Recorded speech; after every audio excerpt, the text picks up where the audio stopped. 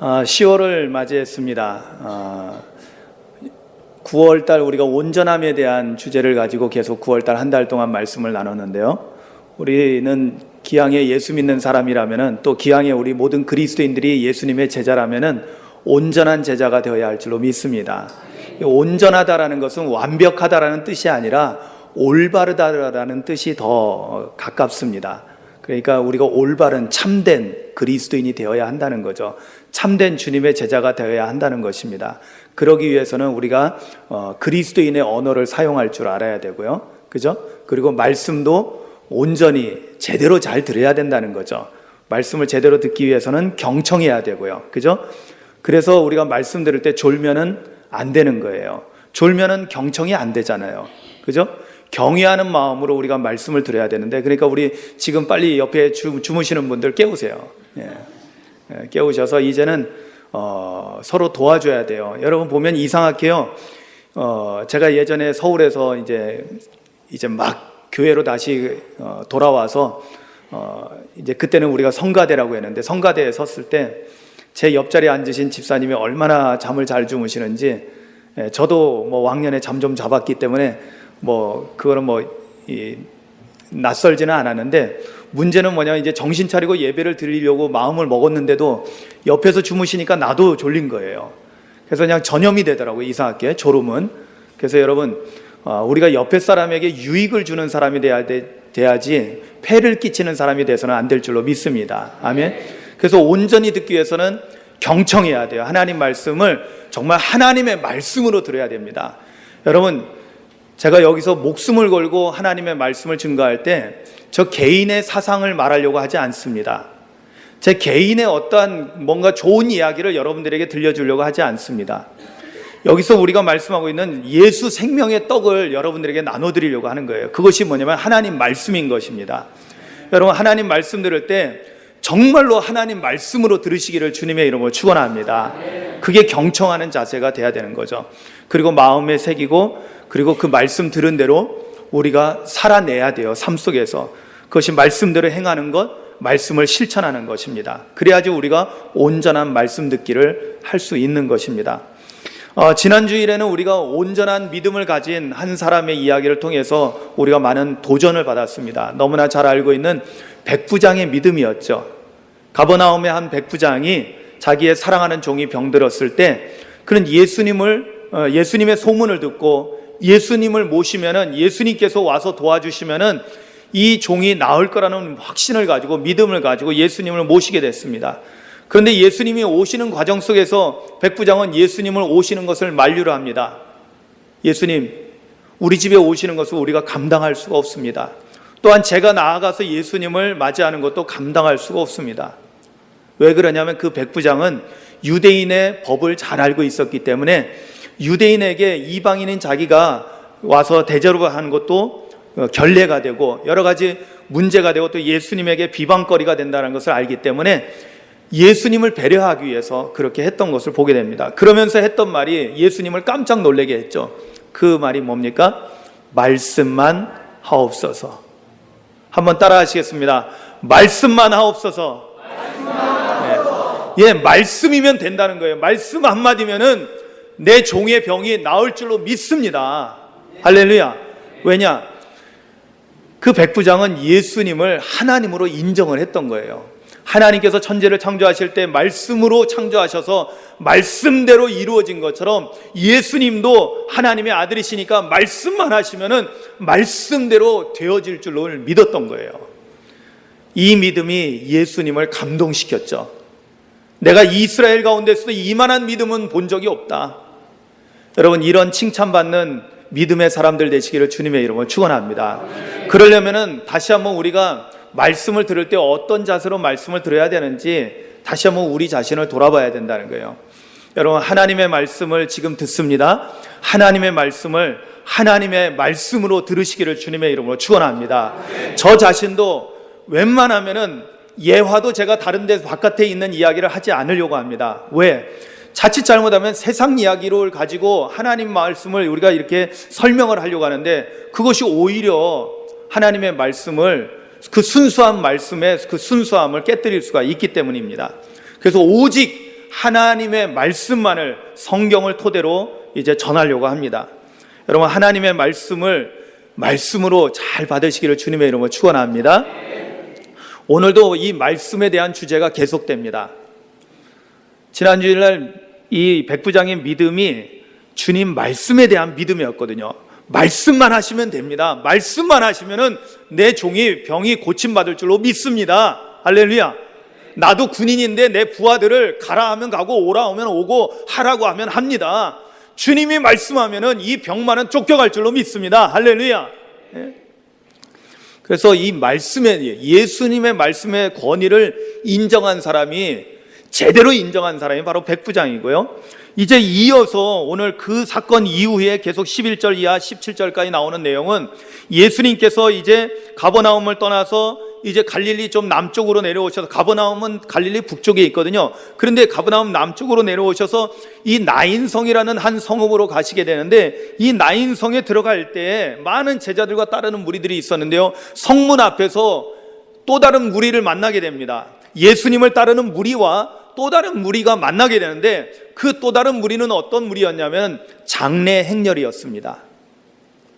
이름은 나와 있지만 않지만 나인성에 어떤 한 과부가 있었는데, 이 과부에게 독자, 외아들, 아들 하나 있는 그 과부가, 오로지 말 그대로 그런 경우 우리가 알잖아요. 그 아들에게 희망을 두고 살고 있는 그 여인이 있었는데, 그만 그 아들이 죽어서 지금 장례를 치르고 있는 과정이었었던 겁니다. 오늘 이야기 속에서는 자세하게 세밀하게 설명해 주진 않지만은 말씀 가운데서 우리가 유추할 수 있는 것들이 있어요.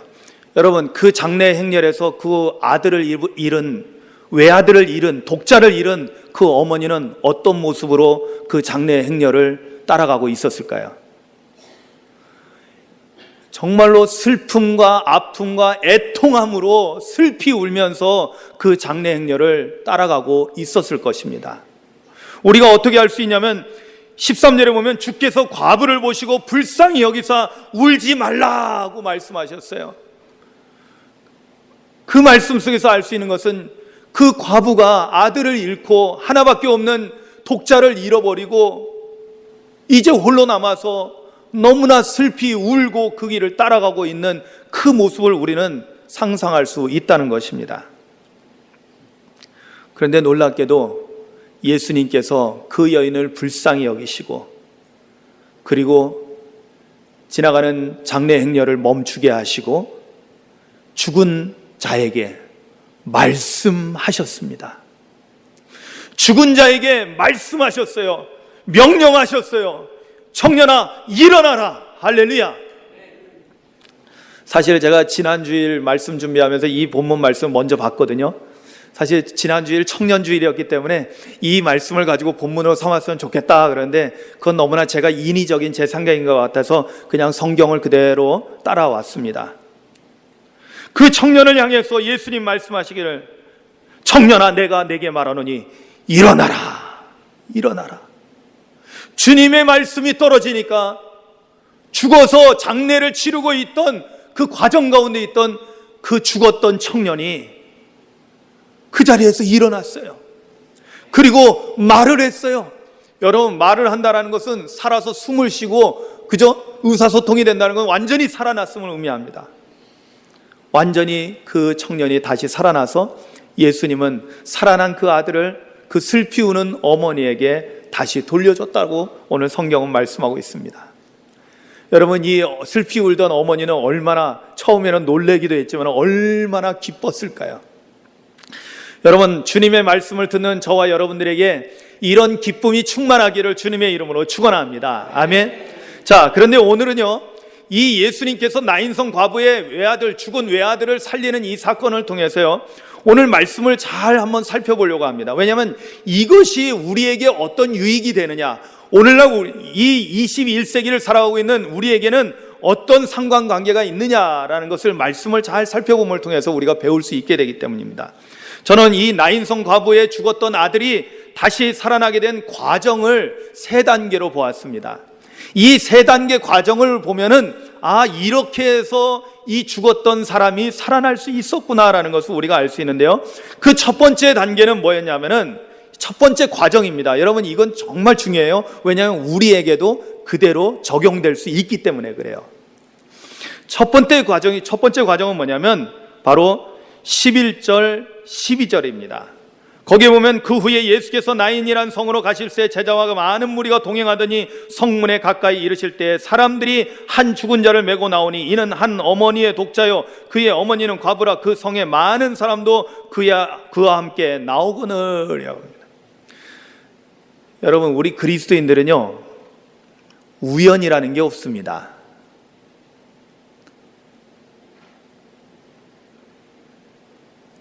제가 말을 잘못했나요? 다시 한번 얘기해 볼까요? 여러분, 우리 그리스도인들에게는 우연이란 없습니다. 아멘. 왜냐하면 우주 만물을 주관하시는 하나님의 놀라운 계획과 섭리 속에서 우리가 있다는 것을 믿기 때문입니다. 그렇기 때문에 이 만남은 하나님께서 계획하신 만남이라는 것입니다. 첫 번째가 뭐냐면은 이 죽은 자가 다시 살아나는 놀라운 기적, 놀라운 역사, 하나님의 역사죠. 이것이 일어날 수 있었던 첫 번째 과정은 어디서부터 시작되냐면 바로 예수님과의 만남을 통해서 시작된다는 것입니다. 여러분, 그렇잖아요. 예수님을 만나지 못했다면 이런 기적이 우리는 감히 꿈이라도 꿔볼 수 있겠습니까? 예수님을 만나지 못했다면 이 나인성 과부의 죽었던 아들이 다시 살아날 수 있었을까요? 아니요, 절대로 그런 일은 일어날 수가 없습니다. 그런데 놀랍게도 나인성 성문 앞에서 예수님의 행렬과 그 이 죽은 자의 장례 행렬이 딱 마주친 겁니다. 우연한 조우가 아닙니다. 여러분, 예수님께서 움직이는 그 과정을 보시면요, 성령님의 인도하심을 따라서 움직이고 있는 것을 우리가 알 수 있습니다. 어디서 우리가 그걸 발견할 수 있어요? 예수님께서 처음 사역 시작하시기 전에 광야에서 시험 받으실 때 어떻게 말씀하고 있습니까? 성경은 성령의 이끌림을 받아서 성령의 인도하심을 따라서 광야로 간 겁니다. 여러분, 예수님의 사역은 항상 성령 하나님이 함께 하시고 성령님의 인도하심 속에서 살았다는 것을 여러분들 믿으시기를 주님의 이름으로 축원합니다. 그렇다면 오늘날 우리도요, 주님을 만나기 위해서는 어떻게 해야 되느냐? 성령님의 인도하심을 따라 살아야 됩니다. 아멘. 그럴 때 우리가 주님을 만나게 되고, 주님을 만날 때 무슨 병고침이든 죽은 자가 살아나도 어떤 역사든 나타나는 것입니다. 할렐루야. 생각해 보세요. 예수님을 못 만났다면 그 장례는 그대로 치루어지고 그걸로 끝장이 났을 것입니다. 그런데 예수님 만남을 통해서 과연 이 나인성의 과부는 새로운 희망을 얻게 된 거죠. 아니, 희망 정도가 아니라 세상을 다 잃어버렸던 그런 느낌 속에서 오히려 세상을 다시 되찾은 놀라운 기쁨을 맛보게 되었던 것입니다. 그래서 이 죽었던 자가 살아나는 그 과정 가운데 첫 번째 과정은 뭐냐면 예수님을 만나는 과정입니다. 아멘.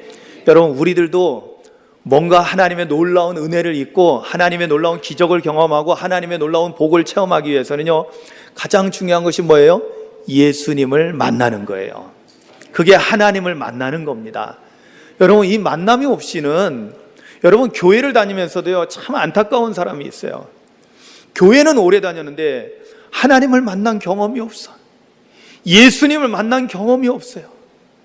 성령의 은혜를 체험한 경험이 없어요. 그런데도 교회는 다니는 것이 참 감사하죠. 그것도 또 새로운 기적입니다. 예? 주님을 만나지도 않고도 참 어떻게 교회는 잘 다니는데, 그런데 참 안타까운 것은요, 많은 어린이들이 교회를 다니다가 이제 중고등부가 되고 청년이 되고 그 다음에 어른이 되는 그 과정 속에서, 성장하는 과정 속에서 신앙이 더 성장하고 깊어지는 것이 아니라 많은 경우 세상으로 나가버립니다. 교회를 떠납니다. 왜 그럴까요? 우리 교회학교 선생님들은 잘 들으셔야 돼요. 왜냐하면은 그 아이들이 주님을 만나는 경험을 하지 못했기 때문에, 그러면서 자라다 보니까 세상이 더 좋은 거예요. 주님을 만나는 기쁨을 경험하지 못하니까 세상 기쁨에 쉽게 빠질 수밖에 없게 되는 것입니다. 그러니까 교회 학교 선생님들이 가장 해야 될 급선무가 뭐냐면 아이들에게 많은 거 좋은 거 가르치는 거 좋습니다. 그러나 가장 중요한 것은 주님을 만날 수 있도록 도와주는 일을 해야 되는 거예요. 아멘. 우리가 주님을 만나게 직접 해줄 수는 없지만은 내가 만난 주님을 소개도 하고요. 그리고 아이들이 주님을 만날 수 있도록 우리가 말씀을 가르치고 그 모든 과정이 주님을 만나기 위한 과정이 되어야 한다는 것입니다. 여러분, 주님을 반드시 만나고 신앙생활 하시기를 주님의 이름으로 축원합니다. 그래야만이 우리의 신앙생활이 정말 무너지지 않는 모래성 같은 그러한 것이 아니라 반석 위에 세운 집 같은 든든한 믿음의 집이 지어진다는 것을 깨닫기를 주님의 이름으로 축원합니다. 자, 그리고 두 번째 과정은요. 두 번째 과정은 13절 말씀을 통해서 우리가 알 수 있는데요. 13절에 이렇게 말씀합니다. 주께서 과부를 보시고 불쌍히 여기사 울지 말라 하시고. 자, 여기 보면은 주님이 그 슬피 우는 애통해하는 여인을 보고 불쌍히 여기는 마음을 갖게 됐습니다. 근데 여러분, 우리가 여기서 불쌍히 여기다라는 말로만 하면은 잘 이해를 못해요. 그냥 불쌍하다라고 우리가 볼 수 있겠죠. 당연히 여러분, 저도 그런 광경을 목격했다면은 당연히 그 여인을 불쌍히 여겼을 것입니다. 그런데 여기서 우리가 단순히 불쌍히 여기다라는 말로만 우리가 그냥 보고 넘어가면은 제대로 말씀을 이해를 못하게 되는 거예요. 이 원어를 그래서 우리가 볼 필요가 있어요. 저는 주석서보다도 원어를 더 중요하게 보고 있는데요. 이 원어를 보면 이 불쌍히 여기다라는 이 말씀에 해당되는 원어가 뭐냐면 좀 어렵습니다. 스플랑크니 쪼마이라는 단어가 꽤 길어요. 스플랑크니 쪼마이라는 그런 단어를 쓰고 있습니다. 근데 이 단어는 어떤 의미를 갖냐면은 불쌍히 여기다, 동정하다라는 그러한 의미를 갖고는 있는데요. 거기에 중요한 것은 뭐냐면은 공감이라는 단어입니다. 공감. 여러분, 공감이 뭔지 아시죠? 공감은 뭐예요? 상대방이 느끼는 것을 나도 똑같이 느낀다라는 거예요. 그죠? 공유하다 할 때 그 공짜잖아요. 같을 공짜 쓰는 거예요. 그래서 감각. 그러니까 상대방이 아파하고 슬퍼하는 그 감정을 똑같이 나도 같이 느낀다는 거예요. 그래서 영어로는 뭐라고 이렇게 번역을 해놨냐면 to have compassion이라는 단어로도 번역되고요. 또 to sympathize with라는 단어를 써요. 근데 come이라는 단어하고 sim이라는 단어가 뭐냐면 함께라는 뜻을 가지고 있어요. 함께, 같은. 즉 같은 마음, 공감이죠. 이게 바로 우리말로는 공감인 거예요. 무엇이냐면 예수님이 불쌍히 여기셨다라는 것은 뭐냐면 다름 아니라 그 애통해하는 그 여인의 마음과 예수님의 마음이 하나가 되고 통했다는 것입니다. 그래서 두 번째 과정이 뭐냐면 예수님과 공감하는 과정입니다. 예수님과 공감하는 과정. 그런데 예수님과 이 공감하기 위해서는 가장 중요한 것이 있어요. 여러분, 우리가 주님을 만났어도요, 주님 마음 따로 내 마음 따로면은 안 됩니다. 역사가 나타나지 않습니다. 주님의 마음과 내 마음이 통해야 되는 거예요. 할렐루야. 여러분, 우리가 그렇잖아요. 서로 사람들 가운데도, 친구들 가운데도 서로 만났어요. 그런데 마음이 안 통하면은 깊은 관계가 돼요, 안 돼요? 깊은 관계가 안 되는 거예요. 그냥 형식적으로 그냥 알고 지내는 거죠. 정말로 마음을 터놓지 못하는 거예요. 제가 어저께 우리 청년들 말씀을 나누면서 우리가 거의 7년이나 같이 지내는데 마음을 여는 것이 중요하다고 얘기했죠. 왜? 마음을 열고 서로 마음이 통해야지 우리가 진정한 영적인 사랑의 교제가 나타나는 거예요. 아무리 오랜 세월을 지냈어도요. 여러분 보세요. 제가 오산교회 와서 강화도에서 이렇게 목회를 하면서요, 느낀 것이 있어요. 이 농촌 이 지역이 굉장히 서로 친밀하잖아요. 몇십 년을 같이 사셨잖아요. 그죠? 어떻게 보면은 옆집에 있는 그 숟가락 숫자도 셀 수 있을 정도로 가까운 것 같습니다. 친밀한 것 같습니다. 그런데 놀라워요. 의외로 정말 안 친해요. 여러분들이 아멘 안 하셔도 돼요. 이거는 정말 안 친해. 정말 여러분들 스스로 한번 생각해 보세요. 정말 내 마음속에는 정말 깊은 아픔을 정말 마음을 터놓고 얘기할 수 있는 사람이 과연 몇 명이나 있어요? 아니요, 오히려 못하죠. 왜? 말만 하면 이게 떠들으니까. 내 무슨 아픈 마음이 있어서 누구한테 얘기했다면 그것이 온 동네 사람 다 알아. 그러니까 정말로 내 마음에 있는 거는 안 하고 그냥 형식적인 관계만 갖는 거예요. 여러분, 그거는 부모 형제 간에도 그렇습니다. 마음을 터놓지 않으면요 형식적인 관계에 머물고 마는 거예요. 그런데 우리가 예수님과의 관계에서도 그런 모습을 그대로 보이는 거예요. 교회는 나왔지만 마음을 꽉 닫고 있어요. 여러분, 이 시간에 하나님의 말씀을 듣고 은혜 받는 자가 있지만 은혜 못 받는 사람이 분명히 있을 것입니다. 그거는 예수님께서 말씀을 전하실 때도 마찬가지였어요. 은혜 받는 사람이 있었어요. 백부장 같은 사람은 소문만 듣고도 마음이 떨렸어요. 이런 예수님을 만나면은 내 하인의 사랑하는 종의 병을 고침받을 수 있겠구나라는 그런 떨림이 있었어요. 그런데 여러분 아시잖아요. 바리새인들과 서기관들 대부분은 뭐예요? 같은 자리에서 예수님 말씀 듣지만 공감하지 않는 거예요. 어떻게 하면 꼬투리를 잡아낼까?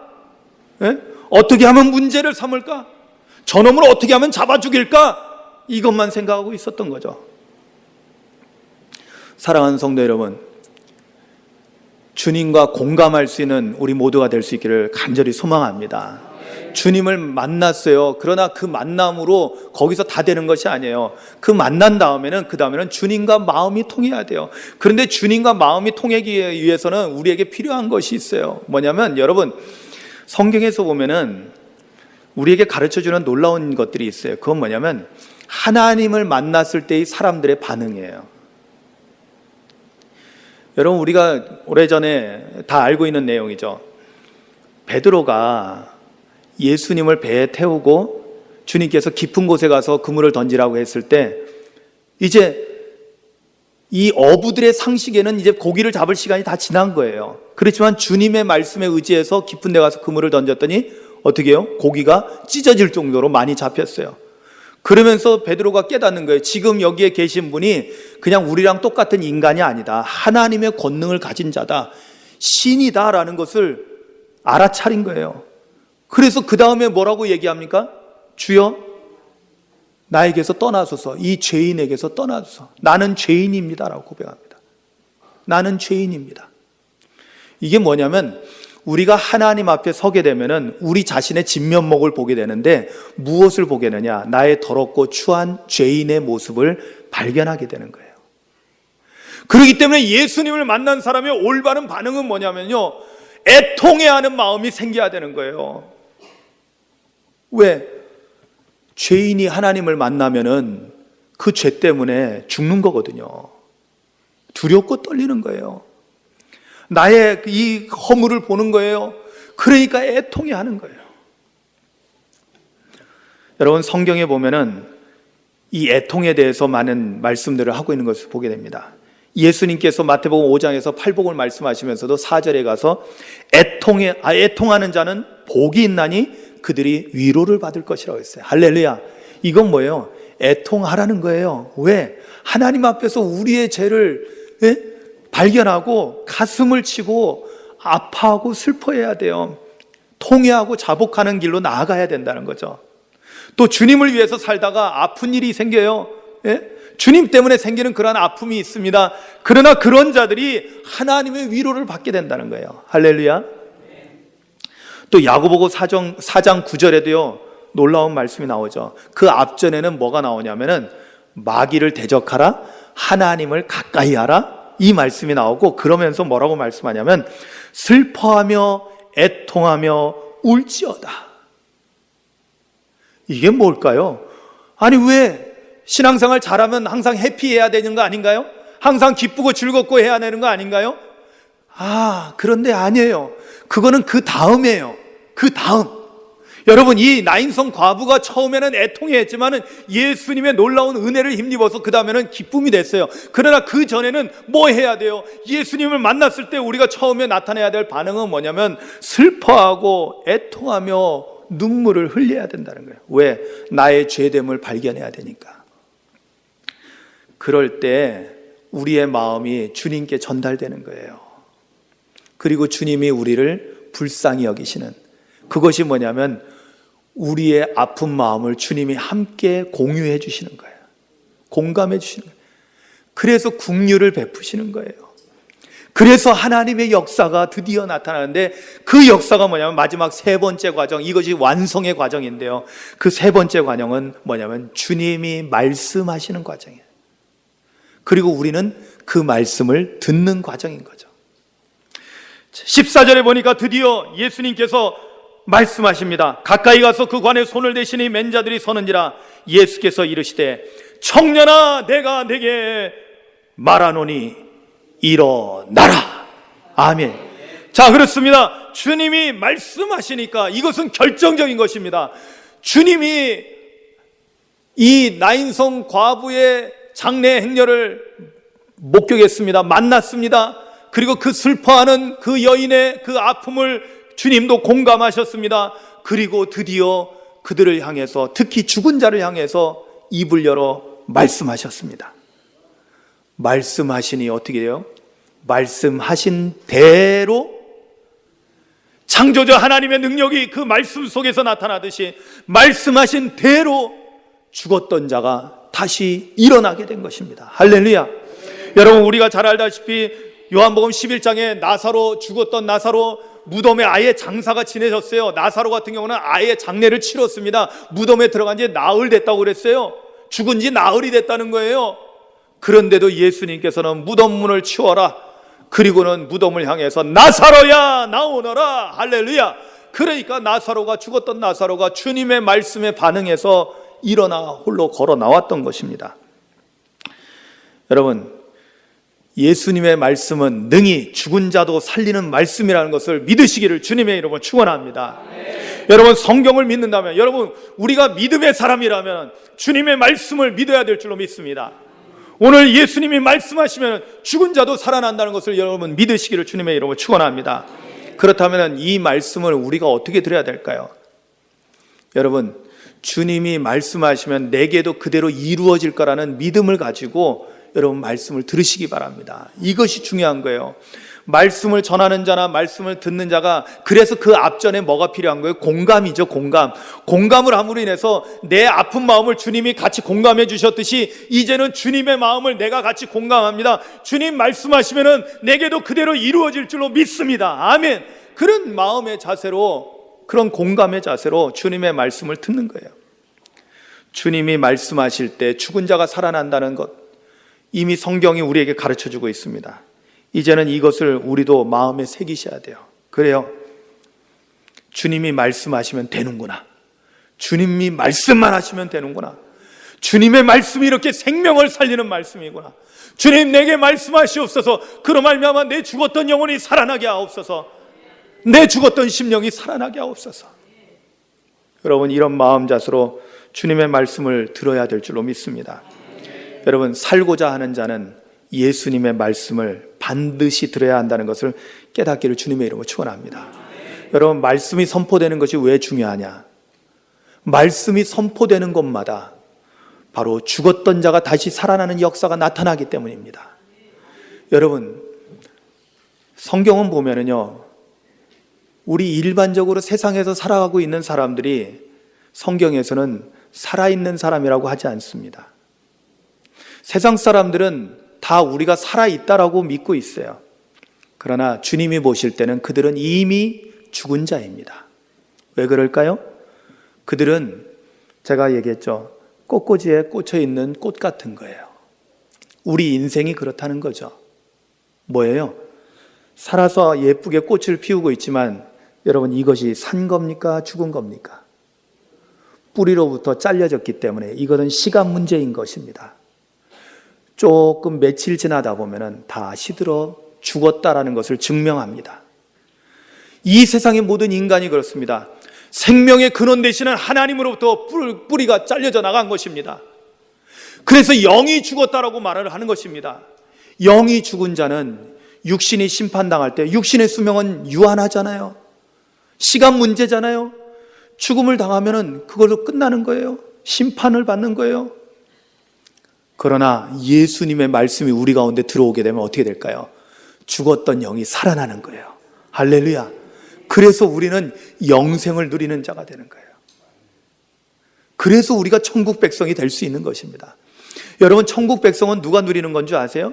천국은 영원한 생명을 소유한 사람이 누리는 거예요. 누가 영원한 생명을 소유했을까요? 예수님 말씀이 우리 안에 들어와서 죽었던 영혼을 살렸을 때, 그럴 때 우리는 영생을 소유한 사람이 되는 것입니다. 그래서 말씀을 듣는 것이 중요해요.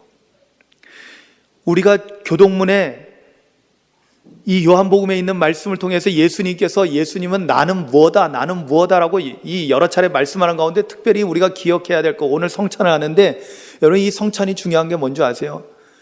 예수님이 나는 살아있는 떡이다라고 말씀하시는 거예요. 아멘. 나를 먹으라고 그러는 거예요. 그래야지 산다고 그래요. 그게 뭐예요? 우리가 식인종처럼 예수님의 살을 뜯어먹는 거예요? 아니죠. 뭐예요? 사실은 그것은 다름 아니라 말씀이신 예수님을 먹으라는 거예요. 곧 주님의 말씀을 먹으라는 겁니다. 할렐루야. 그럴 때 우리 안에 예수 생명이 있게 되는 것입니다. 성찬도 그 믿음을 가지고 받는 거예요. 여러분, 이 떡이 무슨 예수님의 살이겠습니까? 그러나 주님이 그렇게 말씀하셨거든요. 이것이 내 살이니까 먹어라. 아멘, 믿습니다 하고 믿음으로 받아 먹는 거예요. 그 다음에는 성령께서 역사하시는 겁니다. 정말로 그럴 때 우리 안에 생명이 살아나게 되는 것입니다. 여러분, 주님의 말씀을 듣는 것이 이렇게 귀한 것임을 여러분 깨닫고 그 말씀의 은혜 가운데 살아가시기를.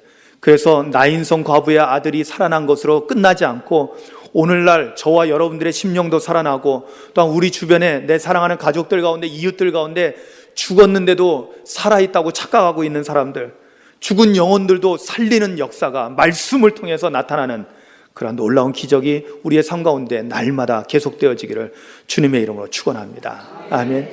이 시간 다 같이 조용히 눈을 감고 기도합니다. 여러분, 말씀을 생각합니다. 여러분, 말씀을 듣고 그냥 지나가 버리면 아무 소용이 없습니다. 우리가 음식을 먹으면 그걸 소화시켜야 되듯이 말씀을 먹으면 그것을 우리 마음판에 새기셔야 됩니다. 그것이 말씀을 묵상하는 거요, 말씀 기도입니다. 이 시간은 말씀 기도의 시간입니다. 여러분, 말씀을 기억하십시오. 죽었던 나인성 과부의 외아들이 다시 살아나는 과정은 첫 번째 예수님과의 만남의 과정이 있었고, 두 번째는 그의 애통함을 통해서 예수님과 공감하는 과정이 있었고, 마지막 세 번째는 예수님이 말씀하시는 과정이 결정적으로 있어서 그 말씀을 들은 그 죽은 자가 다시 살아난 것을 우리가 말씀을 통해서 보았습니다. 이 세 가지 과정이 우리에게도 늘 필요하다는 것을 여러분들 마음에 새기시기 바랍니다. 주님을 만나기를 원합니다. 주님, 내가 주님 앞에서 애통함으로 인해서, 나의 죄와 허물로 인해서 애통함으로 인해서 주님과 공감할 수 있기를 원합니다. 그리고 주님의 말씀 듣기를 원합니다. 주님의 말씀이 그대로 내 삶 가운데 이루어질 줄로 믿습니다. 이 믿음으로 주님의 말씀을 듣게 하옵소서. 기도합니다.